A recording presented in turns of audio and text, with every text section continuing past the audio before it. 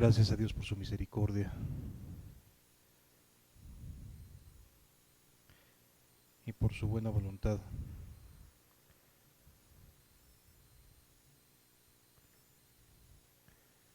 Yo creo que cuando pensamos en Dios,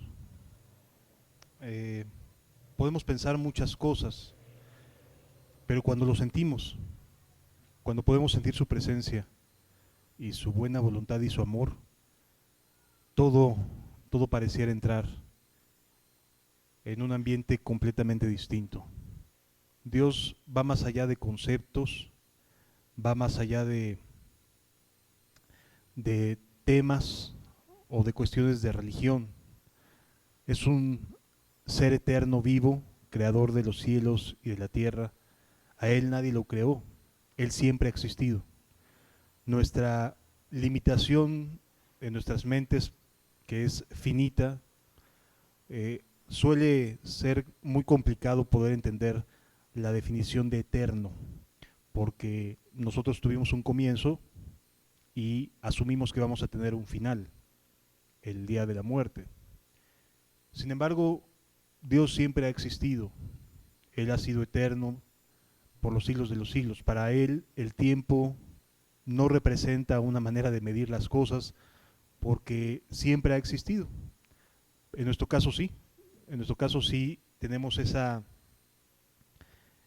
necesidad de poder medir las cosas a través del tiempo.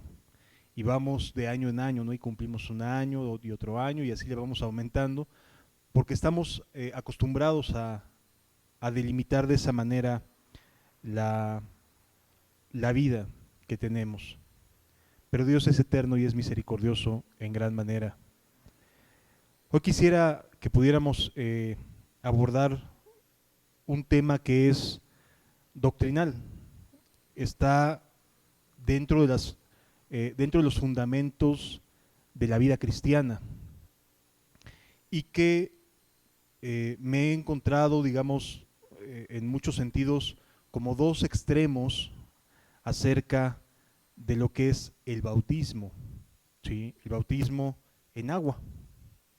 La próxima semana, Dios mediante, hablaremos acerca del bautismo en el Espíritu Santo, pero hoy vamos a abordar esta doctrina y tratar, con la ayuda de Dios, de colocarla en un lugar correcto, en el que la Biblia vemos que la trata o que trata esta doctrina.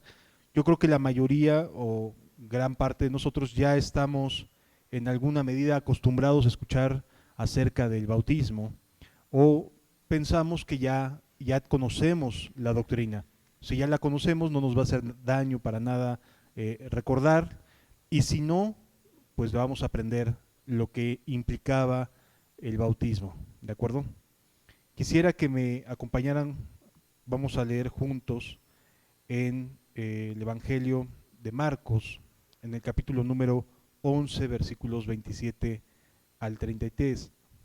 Marcos, capítulo número 11, versículos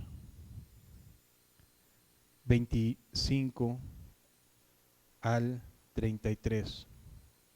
Está hablando el Señor Jesús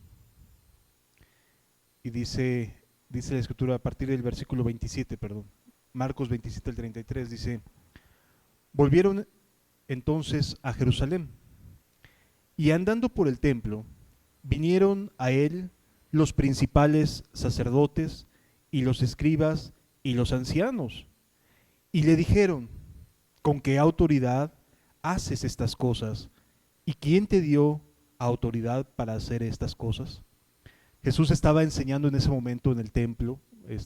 Normalmente Jesús se ponía en la escalinata, sí, una escalinata muy grande del templo, y él desde ahí comenzaba a enseñar a las personas, y la gente se le acercaba y la gente escuchaba lo que Jesús tenía que decirles. Y entonces, al ver que había muchas personas que escuchaban a Jesús, algunos de los sacerdotes principales del templo se llenaron de celos, porque ellos no los escuchaban de la misma manera. La gente no les prestaba la misma atención a los sacerdotes que a lo que Jesús estaba enseñando. ¿Por qué? Porque los sacerdotes tenían vidas hipócritas. tenían una doble moral, ¿sí? Enseñaban una cosa pero vivían otra cosa. Por eso es bien importante que siempre seamos congruentes entre lo que realmente vivimos y lo que compartimos a los demás. En este caso, los sacerdotes se llenaron de molestia y llegaron a cuestionar a Jesús y tratarle de querer saber por qué haces estas cosas y quién te dio autoridad para hacerlas. Hoy en día, muchas personas se siguen preguntando exactamente lo mismo. Exactamente lo mismo. ¿Por qué Jesús? ¿Por qué Jesús es a quien debo de seguir? ¿Por qué Jesús representaría la persona que llene mis expectativas, mis anhelos, mis metas? ¿Por qué Él? Y muchas veces no tenemos respuestas claras. Con la ayuda de Dios vamos a estar viendo por qué Jesús pudo con libertad enseñar lo que enseñaba y tener toda la autoridad para poder decirnos que sí es viable, que sí es posible caminar como a Él le agrada.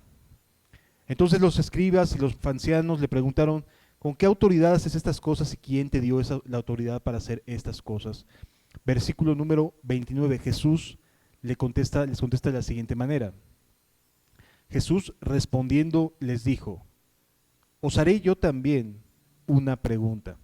En aquel lugar y en aquella época no era una falta de educación el contestar una pregunta con otra pregunta, ¿sí?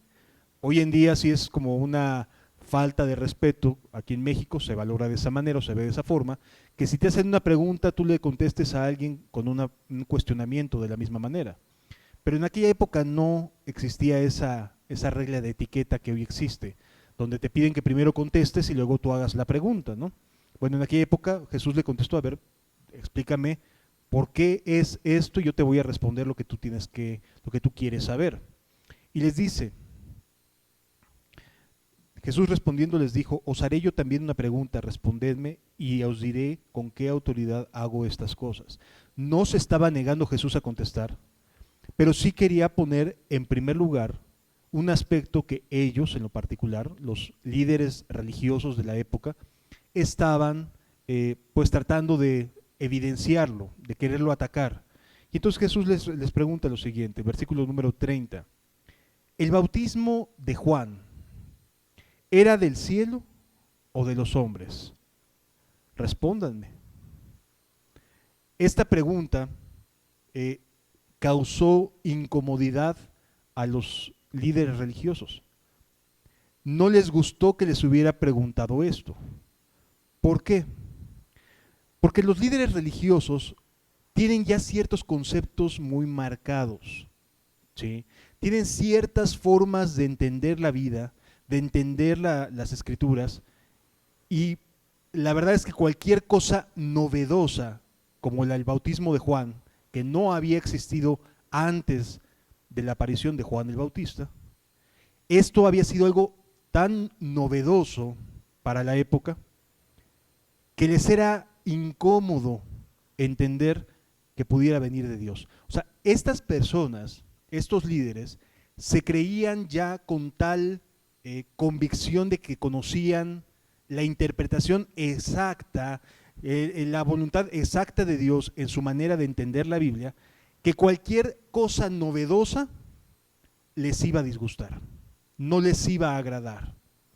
Por lo tanto, la pregunta que lanza Jesús es una pregunta que aún hoy en día hace eco en nuestros corazones, porque las cuestiones que nos causan cierto grado de novedad, de algo nuevo, de un aprendizaje distinto, de una manera distinta de ver las cosas, suele generar esta reacción que en los fariseos existió.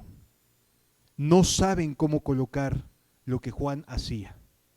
No saben cómo colocar lo que Juan hacía porque tenían una idea muy marcada de lo que debía ser y era correcto, y lo que Juan había representado no les agradaba.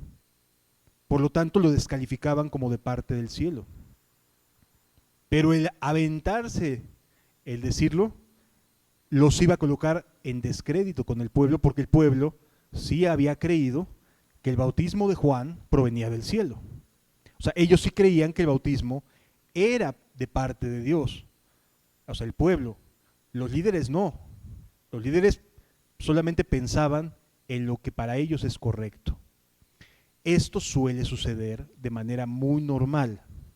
Cuando ya nos casamos con una idea, cuando tenemos una idea fija en nuestra mente, cualquier cosa distinta a esa idea nos puede ser incómodo, nos puede producir desagrado.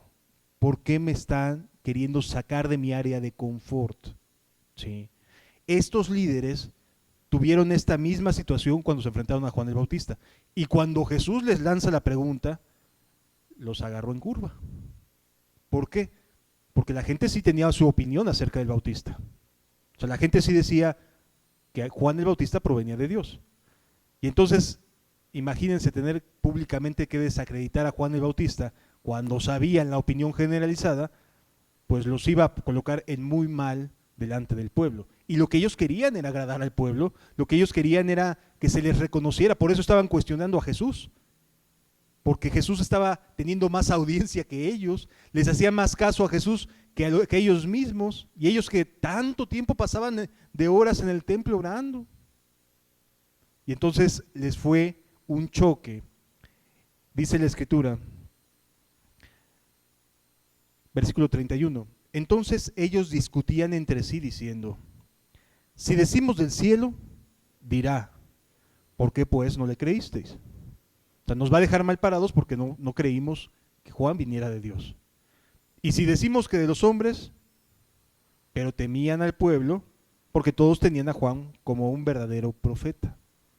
Entonces, literalmente Jesús lanzó una pregunta que los colocaba en mal a ellos. O sea, los dejaba entre la espada y la pared. Si decían una cosa, iban a quedar como incrédulos. Si decían que era del cielo, iban a quedar como incrédulos porque no le habían creído. Y si decía que de los hombres, el pueblo se les iba a ir encima, porque decían, no, pues si Juan sí era profeta, ¿no? Los iban a dejar de escuchar totalmente. Si alguno por ahí decía, pues yo sí tengo algunos seguidores, con esto que hubiera dicho ya se les hubiera acabado toda la influencia que podían tener sobre la gente. Entonces llama mucho la atención lo que Jesús hace invocando o haciendo referencia a Juan el Bautista y a su bautismo. ¿Por qué era importante? Porque la gente, los líderes, los religiosos no lo creían, no pensaban en el bautismo de Juan como de parte de Dios, como del cielo. ¿Sí? Y hoy en día sucede exactamente lo mismo. Desde pequeños nacemos y si nuestros padres están en la religión tradicional, nos bautizan en agua sin que sea nuestra voluntad o no. Ahí vamos con el remojón, ¿no? Si crecemos en un ambiente pues de conocimiento bíblico, pues a mí me enseña la Biblia que me tengo que bautizar. Pero ¿cómo es esto del bautismo? ¿Qué es? ¿Para qué sirve? ¿Por qué fue llamado Juan el Bautista? ¿Sí? Y lo que Dios busca es contestar estas preguntas, ¿de acuerdo? Entonces, sí es bien importante que la doctrina como tal sea puesta en nuestros corazones. Porque en todo el Nuevo Testamento, todos los cristianos, todos los que creían, se bautizaban. Todos, sin excepción. Solamente una persona, habiendo creído en Jesús, no se bautizó, el que estaba crucificado junto a él. Él fue el único que no se bautizó, porque estaba crucificado. Estaba junto a él, no se podía bajar de la cruz para ser sumergido en las aguas, ¿verdad? Es la única persona que no tuvo el bautismo. De ahí en fuera, todos los creyentes, amado, en la Biblia, se bautizaron en el Nuevo Testamento, todos, sin faltar uno solo. Así que no podemos pensar que esta es una cuestión de interpretación o de una relevancia menor, porque todos se bautizaron. Todo cristiano verdadero tiene este mismo anhelo y este mismo deseo de bautizarse. ¿Qué significa la palabra bautismo? Literalmente significa sumergir o sumergirse. No significa ninguna otra cosa. Sumergirse en agua. Eso significa la palabra bautizarse. Es decir, que si tenemos una alberca, que si tenemos alguna fuente de agua cercana, una persona puede bautizarse ahí. Pero lo importante es que se tiene que sumergir completamente en el agua. ¿Sí? Ahí vale la pena que entendamos que esto de esparcir agua nada más sobre los infantes, o echarles agüita sobre la cabeza, o que nada más sea con un poquito de agua ahí sobre la cabeza de las personas, eso no es bautizarse, porque la palabra misma nos dice qué significa bautizarse. ¿Sí? Hubieran podido haber dicho otro término para referirse al bautismo, pero no, utilizaron la palabra sumergirse, porque literalmente el que se bautiza se tiene que sumergir, no solamente que le pongan unas gotitas de agua en la cabeza y ya, sino sí se tiene que sumergir. Eso significa la palabra bautismo. De tal manera que si en algún caso alguien solamente le esparcieron un poquito de agua en la cabeza, o si alguien le echaron un poquito de un chorrito de agua, etcétera, y dijeron, ¿tú ya estás bautizado? Pues no, porque significa sumergirse. ¿De acuerdo? Sí se tiene que sumergir esa persona completamente en el agua. Lo demás no sirve. ¿En qué agua se bautiza una persona? En cualquier lugar. Uno de los extremos que me ha tocado enterarme que ha habido de moda hace poco es a un grupo de creyentes que decían que si no te bautizabas en un río, como a la usanza de Juan el Bautista o de Jesús y sus discípulos, si no te bautizas en un río, no sirve el bautismo. No, amados. El propósito es que haya una inmersión completa. No importa si estás en un río, si estás en una alberca, si estás en el mar, ¿no? No importa, pero que sí es bien valioso que tengamos esa inmersión completa de todo nuestro cuerpo en el agua, por lo que ahorita vamos a explicar qué significa. Entonces, el bautismo no proviene de una idea de la religión, proviene de Dios mismo. ¿Sí? Dice la Escritura en el Evangelio de Lucas, capítulo 3, versículos 3 y 4. Evangelio de Lucas, capítulo 3.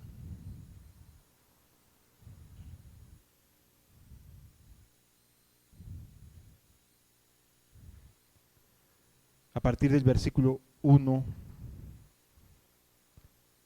al 3.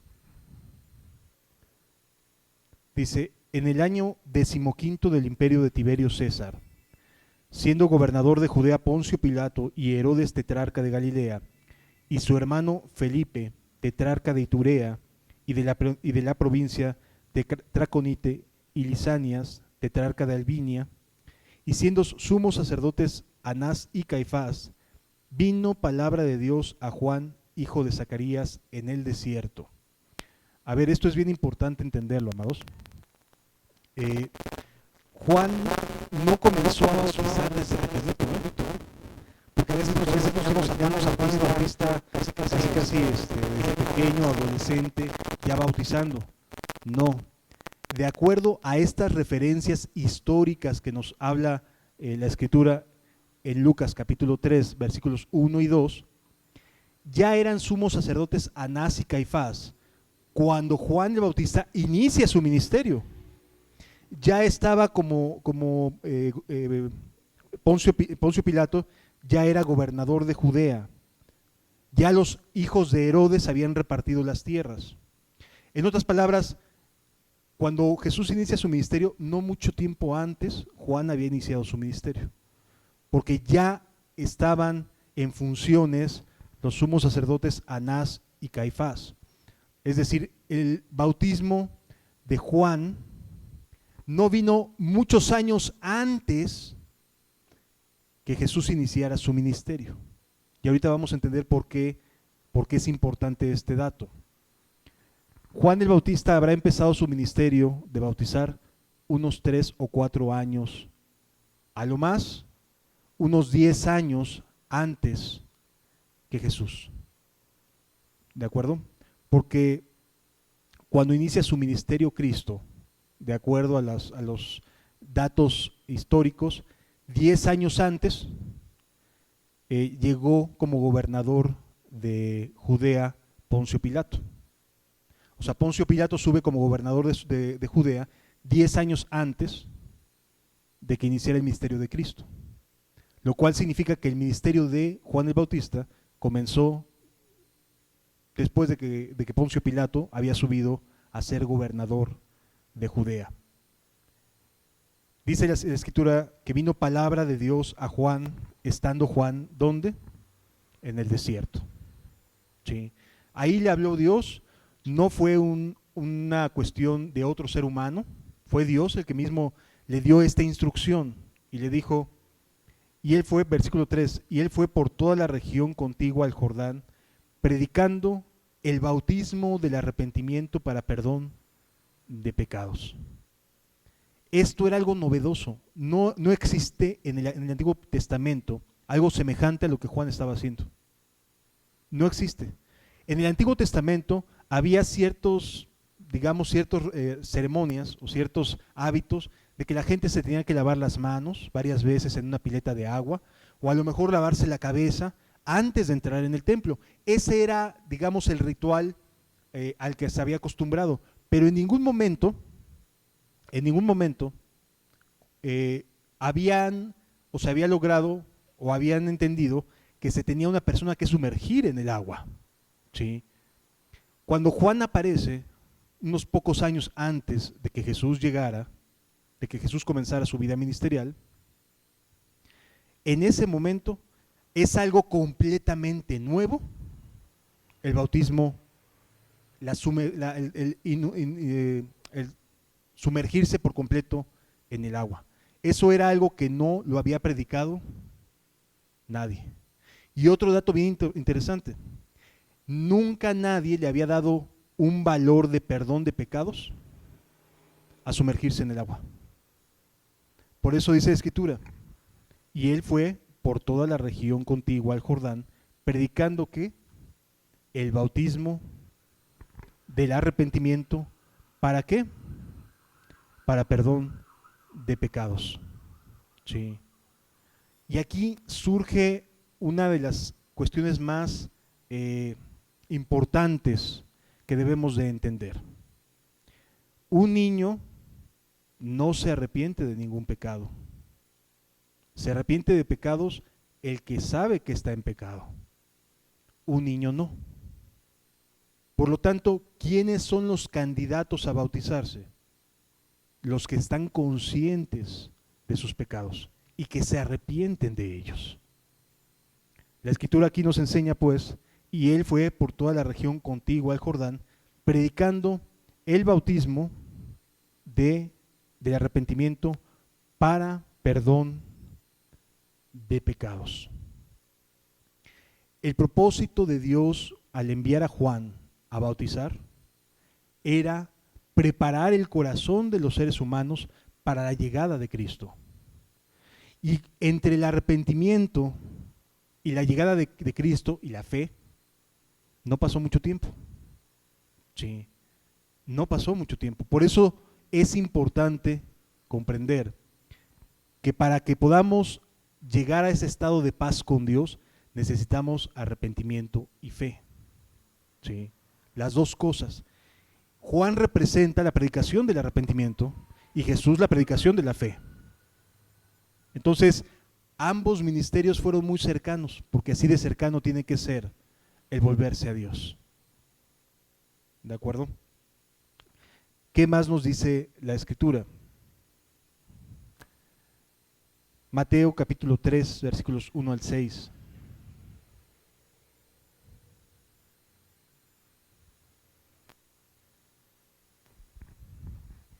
Dice la Biblia, en aquellos días vino Juan el Bautista predicando en el desierto de Judea y diciendo, arrepentíos porque el reino de los cielos se ha acercado. ¿Qué predicaba Juan el Bautista?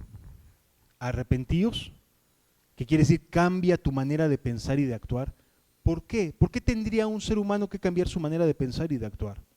Porque el reino de los cielos se ha acercado. Es decir, que Dios les testifica a las personas que está cercano a ellos y que quiere perdonarlos, y que quiere invitarles a tener una nueva vida. Los llama a decir, oye, borrón y cuenta nueva. Borrón y cuenta nueva. Les está acercando el reino de los cielos.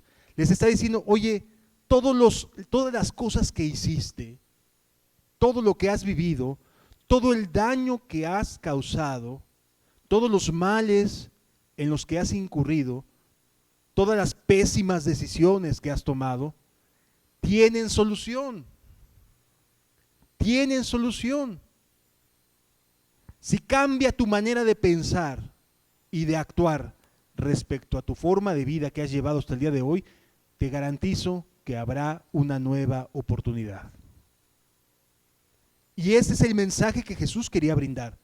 Jesús no quería hacer religiones, Jesús lo que quería era que la gente cambiara su manera de pensar y de actuar, que se uniera a Dios, que pudieran tener una comunión con Dios. Ese era el anhelo del por qué vino Cristo. Jesús no vino a morir nada más porque tenía ganas de morir. Vino a demostrarnos que le interesamos a Dios, que de verdad nos ha estado ayudando de maneras distintas y a lo mejor nosotros ni por enterados. Nosotros pensando que somos muy truchos en ciertas actividades, en ciertas cosas y no, ya logré salir de esta, ¿no? No, amado. Gracias a Dios que te abrió la puerta y te abrió el entendimiento en algún momento para decir, no, mejor no me meto en este asunto, me voy por este otro lado porque de plano aquí se ve muy, muy negro el panorama. Y entonces Dios comienza a tratar con el corazón y le empieza a dar entendimiento. Y empieza la persona a comprender algunas cosas y algunas verdades y comienza Dios a tratar de dar luz en algunos aspectos de la vida. De tal manera que el corazón del ser humano comienza a transformarse, comienza a hacerle bien, comienza a mejorar su relación, comienza a cambiar esa persona. A lo que Dios llama es a un cambio en nuestra manera de ver la vida. No cambiarnos de religión, eso no tiene nada que ver con la intención de Dios. Es un cambio de vida lo que Dios te ofrece. Antes actuabas de una manera y no le veías ningún problema. Tú, pero quizás el daño a la gente que te rodeaba, ¿no? A lo mejor eras una persona o eres una persona todavía que acostumbra a mentir para salir de sus problemas, de las cosas que se le complican, de los desafíos que tiene él o ella de frente y le es más fácil mentir. Y estás acostumbrado así. Y entonces la gente que te rodea no sabe si creerte o no, si ahora sí le estás diciendo la verdad o no, si ahora sí vas a cumplir o no con algo. No lo sabe. No saben si confiar en ti, porque habitualmente eres alguien que se zafa de los desafíos que se le presentan por medio de echar mentiras. ¿Qué hace Dios? Cambia tu manera de pensar respecto a la mentira. Cambia tu manera de pensar respecto a las ofensas. Cambia tu manera de pensar en la manera en la que estás viviendo. Te transforma. Ya no vas a ver de la misma manera las mentiras. Ya no vas a ver de la misma manera los daños o las cosas que hacías antes y que decías, no, pues todo el mundo lo hace. Pues sí, pero mira cómo está la sociedad de dañada, porque todo el mundo lo hace. Sí. Si todas las personas, todas, justificaran las mentiras, este sería un mundo de caos. ¿A quién le crees? ¿En quién confías? ¿A quién puedes decirle, oye, quiero hacer bien las cosas con esto, con aquello? Quiero chambear bien, honestamente, ganarme el pan bien. Si todo el mundo miente, entonces yo también voy a ser un mentiroso. No, amados. Dios quiere que cambie esa manera de ver la vida, porque no te hace ningún bien ni a ti, ni a los que te rodean. A lo mejor tú dices en tu propia mente, ya la libré. No, no la libraste. ¿Sabes por qué? Porque, por ejemplo, una mentira tiene que acarrear una serie de otras mentiras. Y a lo mejor de involucrar a terceras personas. Oye, dile que esto, dile aquello, etcétera. O sea, comienza la gente a tener que añadir y añadir y añadir malas decisiones para soportar o para mantener una fachada o una imagen. ¿Sí? No te está haciendo ningún bien. No te está haciendo ningún bien hacer las cosas mal. Por lo tanto, no las justifiques, porque no eres mejor persona, porque logres evadir ciertas responsabilidades. No sé si hasta aquí me estoy dando a entender, amados. Lo que el arrepentimiento de Juan buscaba era una modificación en la manera de ver las cosas, de ver la vida.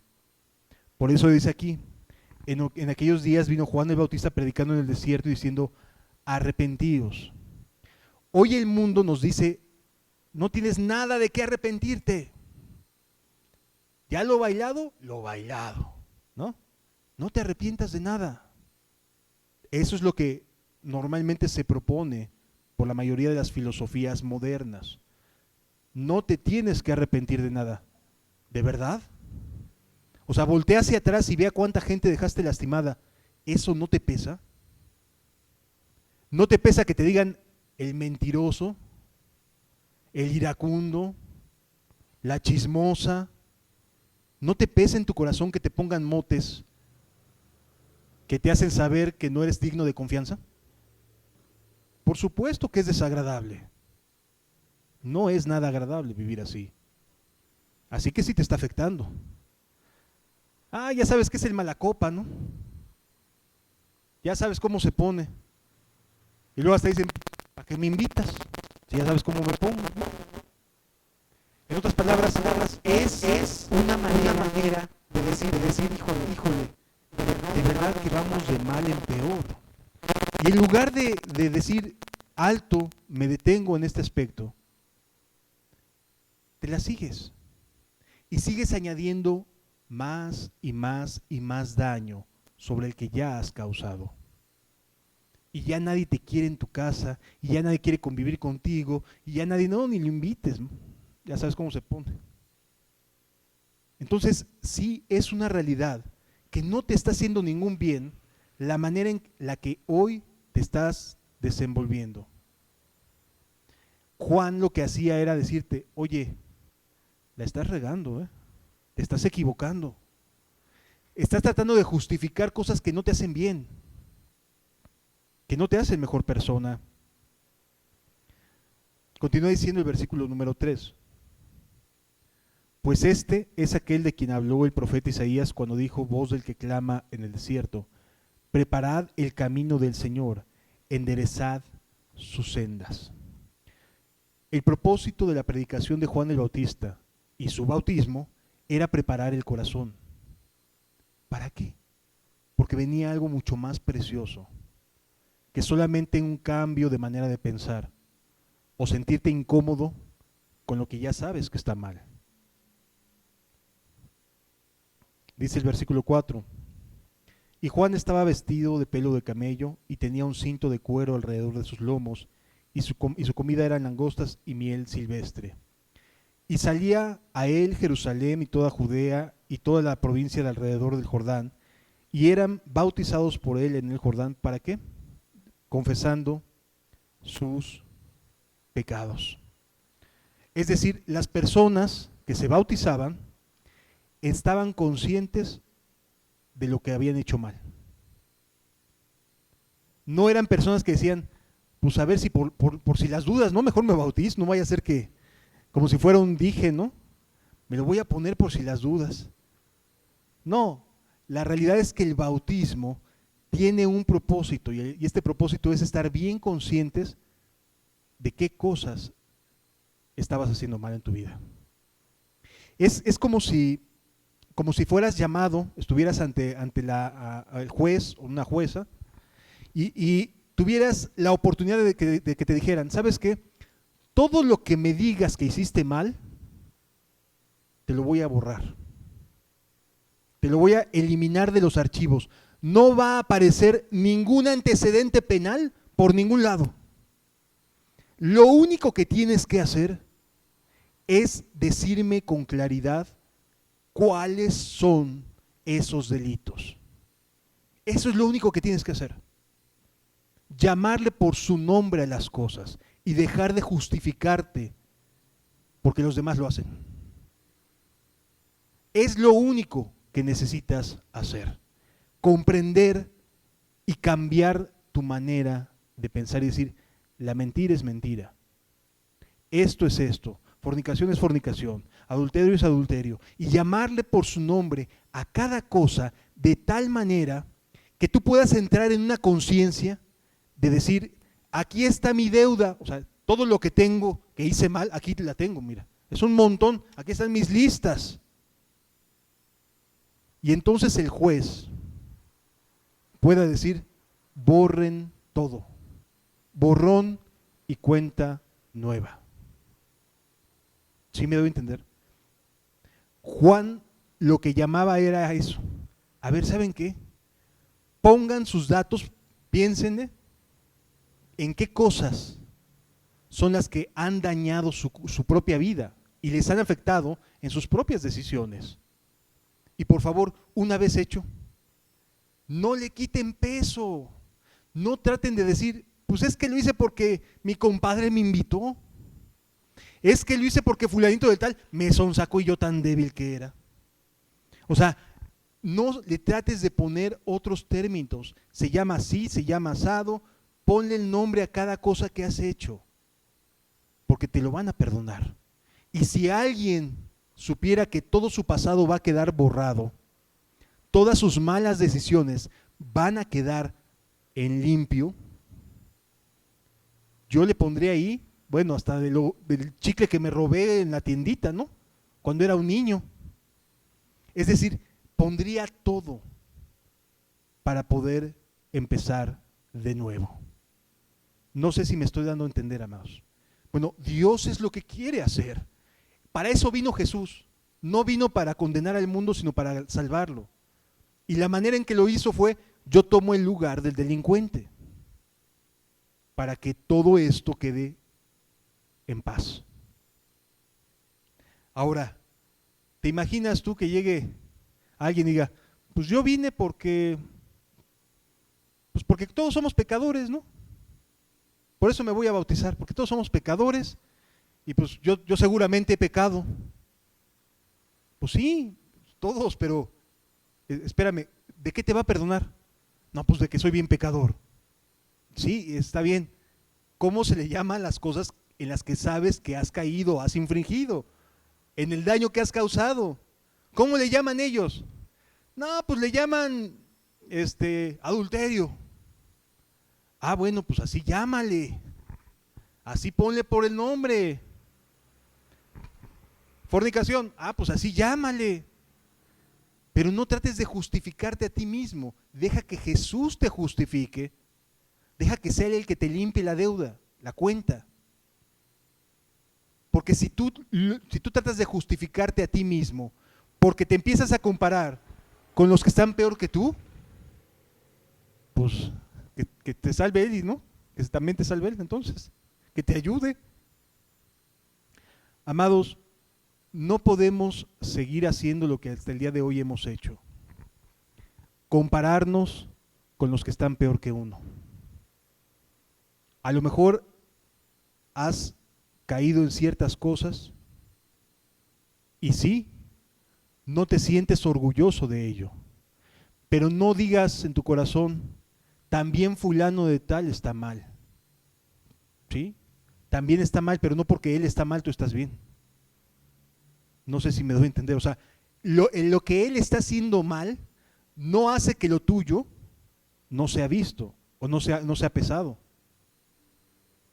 Él hace mal y tú haces mal, y a cada uno le dará a Dios conforme a sus obras. ¿Sí me doy a entender, amados? Entonces, ¿qué hace el bautismo? El bautismo lo que hace es que Juan predicaba, anunciaba. Es decir, no nada más se trataba de decir, pues vengo a sumergirme y ya. Escuchaban las palabras de Juan el Bautista. Fíjate lo que dice Lucas capítulo 3, versículos 10 al 14.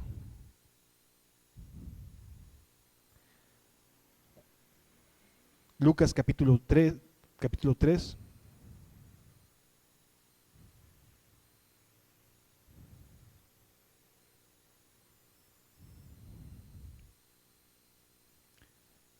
Versículos 10 al 14 dice: y la gente preguntaba diciendo, ¿qué haremos? O sea, escuchaban a Juan predicar y le decían, bueno, ¿y ahora qué hago, no? O sea, ya estoy, pero sí, hasta el cuello, ya me acordé de un montón de cosas que ya ni me acordaba.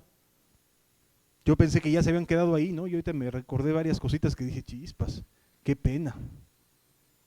Bueno, ¿qué hago? Dice aquí la Biblia, versículo 10, y la gente preguntaba diciendo, ¿qué haremos? Entonces, ¿qué haremos? Respondiendo les dijo, el que tiene 2 túnicas, dé al que no tiene, y el que tiene que comer haga lo mismo. ¿Qué estaba diciéndoles Juan? Que se note el cambio en la manera de pensar, que se note que hay una modificación en tu manera de proceder. Vinieron también los publicanos, que eran personas que se dedicaban a recabar los impuestos de los judíos a favor de Roma. O sea, un publicano era alguien que se dedicaba a decir, a ver, vamos a pagarle a Roma. Y entonces agarraba y le empezaba a entrar lana, y pues una para acá, una para la otra bolsa, y entonces esto para Roma, uno para acá, esto para otra bolsa y esto para Roma. Y entonces empezaban a incrementar sus riquezas. ¿Sí? ¿Qué era lo que producía esto? Pues que la gente los odiara, que la gente los aborreciera, no querían saber nada de los publicanos. Pero ahí estaban escuchando a Juan también. Estaban escuchando a Juan también. Y también decían, ¿y nosotros qué? ¿Qué hacemos? Versículo 13 dice, él les dijo, no exijáis más de lo que se os está ordenado. O sea, no está condenando el oficio de ser recaudador de impuestos. Está pidiendo que se sea justo. Le está diciendo, ¿sabes qué? No le exijas más a nadie de lo que le está llamado a hacer, a pedir. Porque estaban muy acostumbrados a 3 moneditas para mí y una para Roma. Y así se repartían los impuestos de la gente. Y entonces le decían a la gente, oye, ¿no me pagaste? No, si te acabo de pagar hace 2 semanas, acuérdate. No, no me pagaste. Y entonces como estaban ahí los guardias, ahí con sus espadas y no, pues no me los eches a caminar, ahorita te pago, ¿no? O sea, estaban extorsionando a la gente, les estaban exigiendo de más para hacerse ricos ellos. Obviamente que no es justo, no es correcto. Es como hoy en día, si encontramos a un burócrata, ¿no?, que le exige una lana adicional a la gente para poder tramitar adecuadamente sus cosas. Eso hacían los publicanos, a eso se dedicaban. Bueno, Juan les dice, no hay problema, puedes seguir siendo burócrata, pero haz las cosas bien. Y haz las cosas correctamente. Eso es lo que les está diciendo, no exijáis más de lo que os está ordenado. Versículo 14. También le preguntaron unos soldados, fíjense, soldados, ¿y nosotros qué haremos? Y él les dijo, no hagáis extorsión a nadie, ni calumniéis, y contentaos con vuestro salario. Si nos damos cuenta que el arrepentimiento en las personas lo que hace es corregir lo que está mal, o sea, enderezar el barco. Eso es arrepentirse, es un cambio en la manera de ver las cosas, un cambio en la manera de pensar. Y entonces, entendiendo esto, estas personas sí podían ser candidatas a ser bautizadas, porque estaban corrigiendo su manera de pensar y de actuar. Pero también había otros ahí que no eran candidatos a ser bautizados. Vamos por favor a leer juntos en el Evangelio de Mateo, capítulo 3, ahora del versículo 7 al 10. Mateo capítulo 3, versículo 7 al 10. Dice la escritura, y al ver que muchos de los fariseos y de los saduceos venían a su bautismo, o sea, iban a bautizarse, dice la escritura, les decía, generación de víboras. O sea, había quienes sí querían y estaban entendiendo cosas y había los que decían, pues vamos a ver qué pasa, ¿no? A ver si en una de esas sí me animo y me bautizo. Como si fuera algo ahí medio místico, ¿no? Medio supersticioso, de que si me meto al agua, entonces voy a salir, voy a ver una relación así,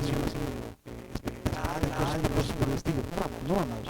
Hace mucho tiempo me tocó enterarme de un varón que se iba a bautizar.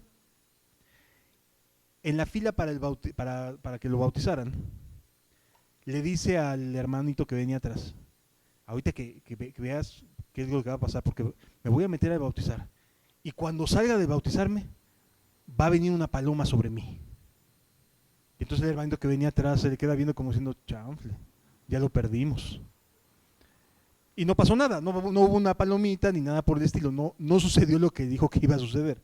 O sea, ¿a qué me voy con esto? No necesitamos extravagancias, necesitamos cumplir lo que es justo nada más. ¿Sí? Y entonces las escrituras aquí nos dicen que había los fariseos. Estos salían y se le quedaban viendo a Juan el Bautista, ¿no? Ya saben, con ese porte así parecen súper espirituales, ¿no? Con su Biblia así bajo el brazo y parecen bien espirituales, como analizando lo que Juan el Bautista estaba predicando, ¿no? Y Juan el Bautista predicaba y enseñaba y bautizaba, y lo que daba era nuevas esperanzas, y lo que buscaba era que la gente se convirtiera y preparara sus corazones para la llegada de Jesús, y mientras los fariseos así, tratando de analizar los aspectos teológicos de lo que es el bautismo, ¿no? Y entonces cuando Juan el Bautista los ve, les dice, generación de víboras.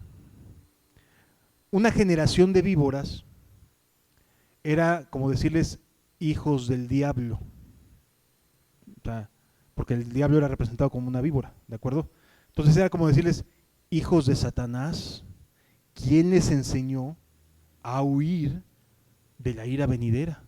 O sea, ¿quién les dijo que por venir aquí y analizar y escuchar la teología y escuchar las enseñanzas van a quedar a salvo de la ira venidera? ¿Quién les dijo que con congregarse ya estaban del otro lado? ¿Quién les enseñó que con aprender Biblia era suficiente? ¿Quién les dijo que con conocer conceptos teológicos era ya estar en el cielo? ¿Quién les dijo eso?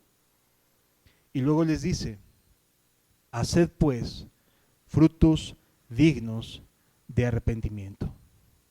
Una persona que quiera bautizarse necesita corregir las cosas que están mal en su vida. ¿Sí me doy a entender? Como les dijo a los soldados, como les dijo a los publicanos y como se los dijo a todo el pueblo. El que tenga dos túnicas, dele a quien no tiene ninguna. Y el que tenga que comer, haga lo mismo. Los publicanos, no le pidas más de lo que os es pedido, que Roma estableció como impuesto. Y a los soldados no hagas extorsión. O sea, que se note el cambio en tu vida. Que sea notorio que te has arrepentido de tus pecados. Y entonces sí, la gente era bautizada por Juan, confesando sus pecados. ¿Cuánto tiempo pasaba de esto? O sea, ¿cuánto tiempo habría de pasar entre que una persona se arrepintiera y fuera bautizada? Pues a veces en el mismo día, ¿eh? Puedes mirar ahí a lo que dice Hechos, cuando Lidia es bautizada, ella escucha, entiende, recibe a Pablo en su casa, comienza la predicación y se bautiza ella con toda su casa. Y ahí puedes ver también a Cornelio y puedes ver al carcelero de Filipo. Es decir, no es que pase mucho tiempo, ni tampoco que tengas que llenarle el ojo a nadie para demostrarle que sí estás arrepentido. Porque también es una falsedad, y lo digo con toda claridad, es una mentira decir, pues me tengo que esperar a ver tus frutos, compañero. ¿Sí? A ver, perdón, sí es cierto, pero se van a dar frutos inmediatos de una persona que cambió su manera de ver la vida. Y por supuesto que se puede bautizar casi de inmediato. Porque quien tiene que estar en el corazón es Dios. Y a quien esa persona está queriendo agradar es a Dios, no al ojo del hombre. ¿Sí? Entonces, sí necesitamos entender que la persona sí va a dar frutos dignos de arrepentimiento, definitivamente que sí. Pero tampoco es que te avientes un mes para tratar de llenarle el ojo a nadie, ¿eh? Ni 20 cuestionarios. Si las personas testifican de tus cambios, es suficiente. Puedes bautizarte.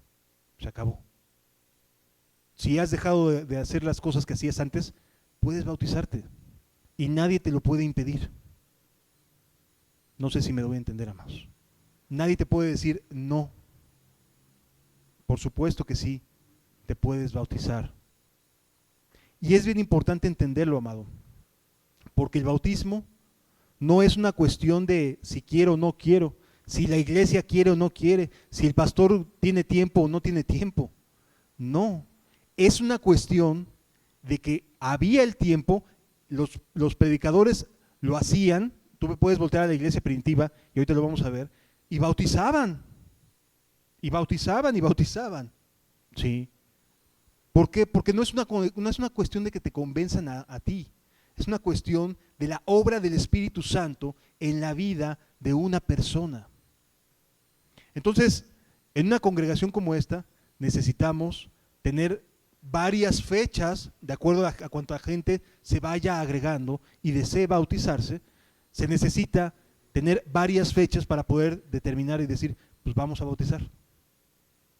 Sean cada 2 meses, sean cada 3 meses, eso depende de la cantidad de gente que realmente se esté arrepintiendo de su manera de vivir. Conozco gente que pasaron años y nunca los bautizaron, porque nunca le llenaron el ojo a quien debían. Y eso no es justo, ni es correcto. ¿Por qué? Porque el bautismo es un acto de justicia divina, amados. No es una cuestión de querer o no querer de parte de una organización o de una persona. Es un acto de justicia. Fíjate cómo nos dice Mateo, ahí mismo, Mateo capítulo 3. Dice la escritura más abajo, versículo 13. Entonces Jesús vino de Galilea a Juan al Jordán para ser bautizado por él. A ver, Jesús no había pecado, ¿eh? Jesús no había hecho nada malo. No tendría necesidad de arrepentirse. Sin embargo, fue a ser bautizado. O sea, el más santo fue a cumplir esta justicia divina. ¿Por qué? Porque es un ejemplo a seguir para nosotros. Dice la escritura en el versículo 14, mas Juan se le oponía diciendo, yo necesito ser bautizado por ti y tú vienes a mí. Pero Jesús le respondió, deja ahora porque así conviene que cumplamos toda justicia. Bautizarte es una cuestión de justicia de Dios. No es una cuestión de que si quiero o no quiero, me agrada o no me agrada. No es una cuestión de que si la iglesia va a tener bautismos hasta dentro de 3 años. No, es una cuestión de justicia de Dios. Por lo tanto, cualquier comunidad cristiana tiene que tener disposición para bautizar a las personas que están arrepentidas de sus pecados. No sé si me doy a entender, amados. No es una cuestión secundaria, está establecido como doctrina bíblica base, porque es cumplir con una justicia.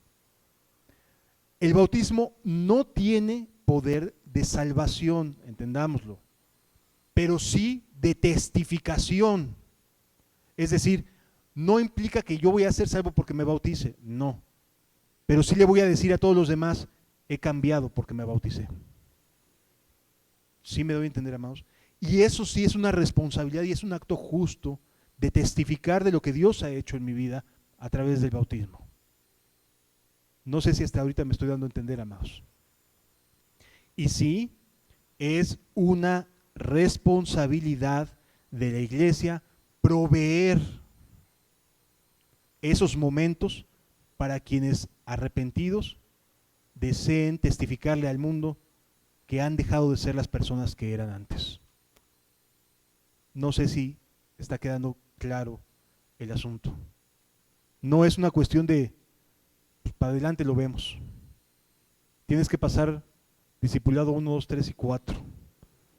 No, es una cuestión de frutos, no de discipulados. El fruto es el arrepentimiento y los cambios que generan. Eso es suficiente para bautizar a una persona. ¿De acuerdo? No se trata de llenarle el ojo a nadie, amados. Entonces es una acción justa delante de los ojos de Dios. ¿Por qué es tan importante el arrepentimiento o el bautizarse? Porque sin arrepentimiento no hay un nuevo nacimiento, amados. Juan capítulo 3, versículos 5 y 6. Dice la escritura de la siguiente manera. Evangelio de Juan capítulo 3, versículos 5 y 6. Respondiendo Jesús, de cierto te digo que el que no naciere de agua y del Espíritu no puede entrar en el reino de Dios. ¿Qué significa del agua? El bautismo de arrepentimiento. Es decir, la persona se arrepiente no porque se bautiza, se arrepiente porque escucha el mensaje que lo confronta y le hace saber que tiene que cambiar de manera de pensar y de actuar, y por eso se bautiza. Y el Espíritu Santo provoca en él una nueva oportunidad, un borrón y cuenta nueva. Sí. Eso es lo que produce. ¿Sí es un requisito indispensable el bautizarse? Sí.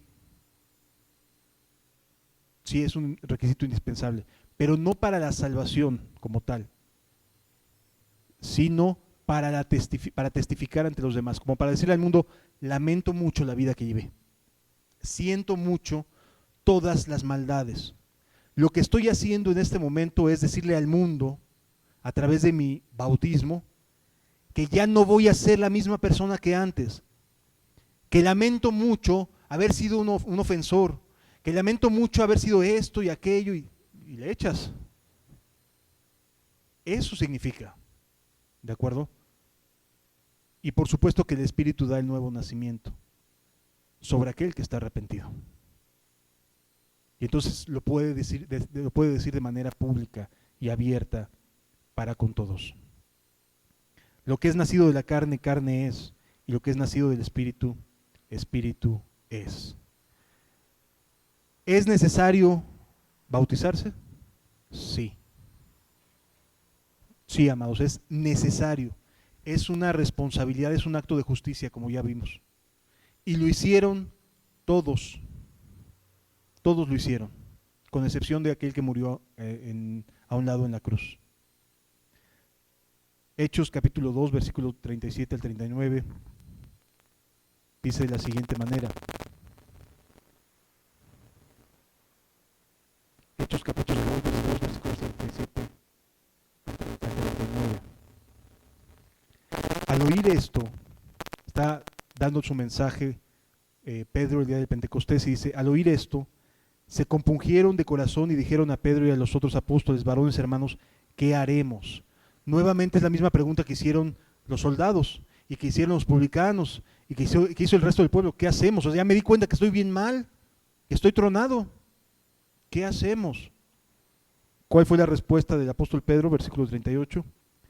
Pedro les dijo, arrepentíos y bautícese cada uno de vosotros en el nombre de Jesucristo para perdón de pecados y recibiréis el don del Espíritu Santo.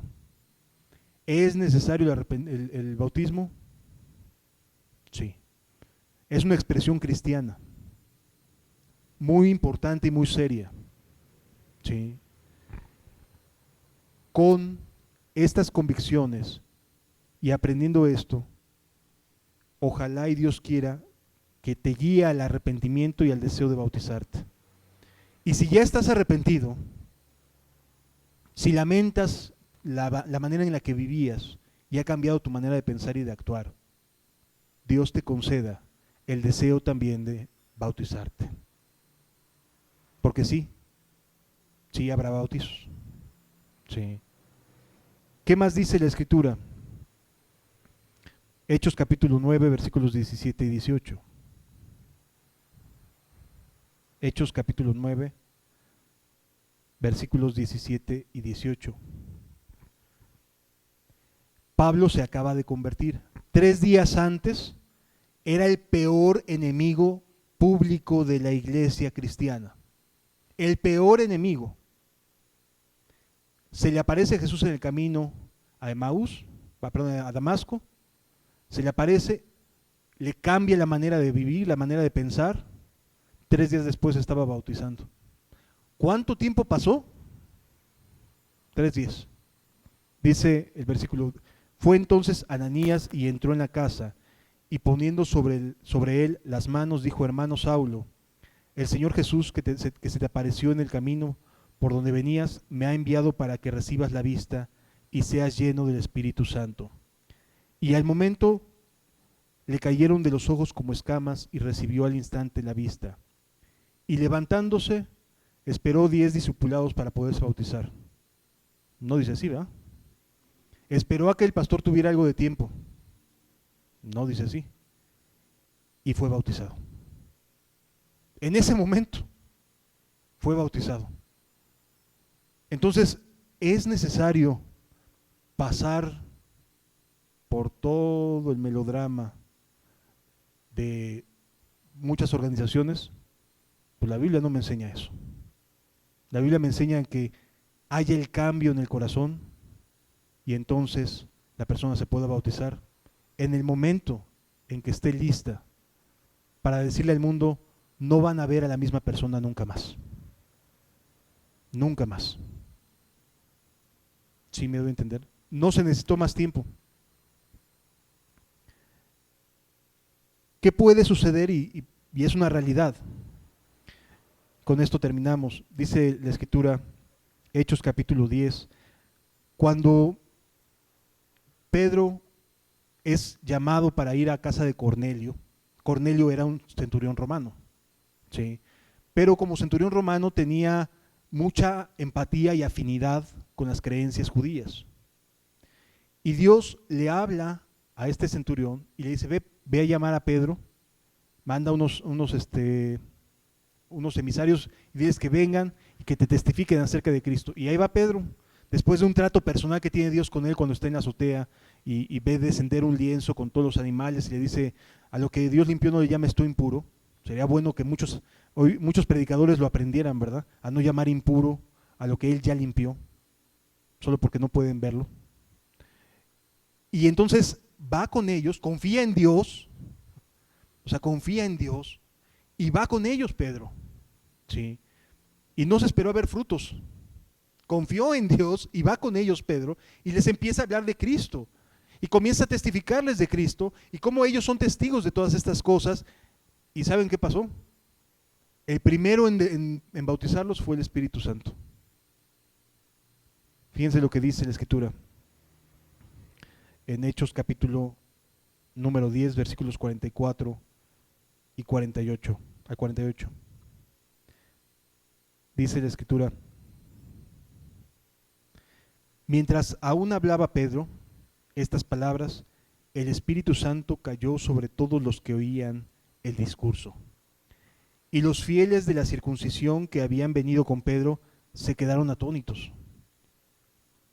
Y que también sobre los gentiles se derramase el don del Espíritu Santo, porque los oían que hablaban en lenguas y que magnificaban a Dios. Entonces respondió Pedro: ¿puede acaso alguno impedir el agua para que no sean bautizados estos que han recibido el Espíritu Santo también como nosotros? O sea, una persona pudo haberse arrepentido, puede haber ya recibido el Espíritu Santo y ser bautizado después de ello. Es decir, que si tú ya tienes al Espíritu Santo y porque donde ibas no te acreditaron para poder bautizarte, pero ya tienes el Espíritu Santo, perdón, ¿quién impide que te bautices en agua? Cuando ya Dios te bautizó, con su Espíritu Santo. ¿Sí me doy a entender, amados? Es simple y sencillamente una representación pública, sí. Es una representación, una expresión pública el bautismo, sí, de lo que ya sucedió. Pero el Espíritu Santo puede venir desde antes sobre la vida de una persona, si así lo decide Él. Entonces, qué importante es entender que el bautismo sí es algo indispensable en la vida de cualquier verdadero creyente. Si Dios ya hizo la obra en ti, bendito sea Dios. Cumple toda justicia y bautízate. ¿Sí me doy a entender, amados? Yo creo que eso es muy, muy importante y muy valioso de poder entender. Aquí no se trata de llenarle el ojo a ningún ser humano. Y si ese ser humano decide no confiar en la obra de Dios en tu vida, es una cosa de él. Pero si ese ser humano que te va a bautizar decide confiar en Dios respecto a lo que está haciendo en tu vida, te va a bautizar. Sí me doy a entender, amados. Es lo que Pedro tuvo que tratar, Dios tuvo que tratar con Pedro para poder hacerlo. Bendito sea Dios que lo hace, porque así puede ser cumplida toda justicia. Ya nada más para terminar, quisiera que hagamos una breve oración y le pidiéramos a Dios que nos lleve a ese estado de arrepentimiento, y no solo eso, sino que ponga en nosotros el deseo de ser bautizados. Padre, gracias por tu misericordia, Señor. Gracias porque hoy abres nuestro corazón y nos das entendimiento con tu palabra. Cambia los corazones, te lo ruego, Señor. Que cada uno de nosotros sepamos que estamos llamados a algo mucho mayor y más hermoso de lo que hemos vivido hasta hoy. Te ruego en el nombre de Jesús que nos ayudes, que cambies los corazones y que en aquellas personas que tú pongas el deseo de ser bautizados porque se han arrepentido, Padre, te ruego que los ayudes y nos ayudes para que pronto se pueda cumplir esta justicia. Te lo pido en el nombre de Jesús. Gracias. Amén.